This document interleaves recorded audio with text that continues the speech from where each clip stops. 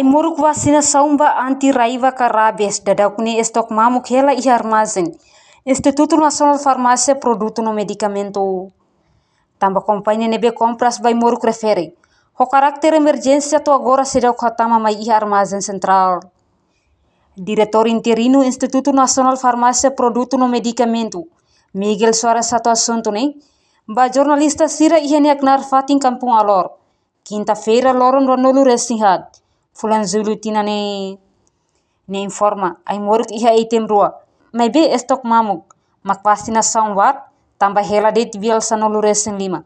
No companhia Husi Australia ne be iha responsável ba compra sai moruk ne.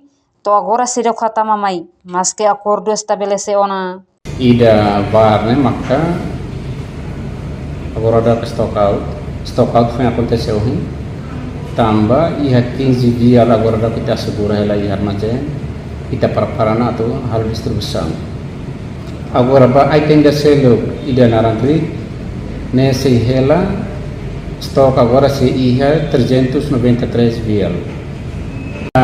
Processo compras ba vacina ne INFP realiza tena tambah estabelecendo contrato ho companhia de Husi Australia so que linia de liberação mai to iha armazém INFP makto agora amihin na sidakto mas o processo contrato ne estabelece meus onisa para ita na fatin Ministério da Saúde lios INFP atau assegura disponibilidade stok INFP. Nele sendiri kita precisa usa ia momento serasa para labele prejudica baik tania cidadão cidadã saúde de baik dan que sofre moras rabies.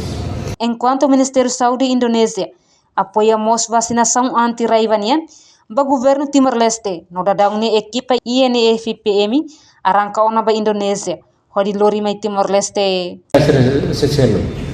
Antão Ursei, dari Santo Kualo, equipa INFPN deslocaram Bakupan, bahwa kereta rua inclui equipamento Serenebek atau assegura vacina nebeita simusi Indonesia lewat Kupang durante viagem a Timor.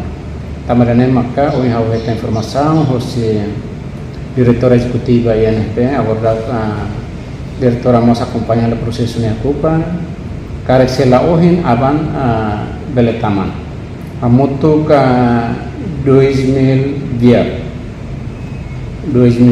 ba ida nebek agora rapid stock. No dadang ni esto kay muruk vacinação ba anti-rabies.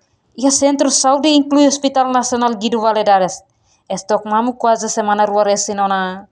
Reportagem Marquita da Silva, Televisão Timor Pos. Janela informação ba emogoto. Atua tem informação atual dia kliu. Kita haluha. Haneham botão subscribe, like.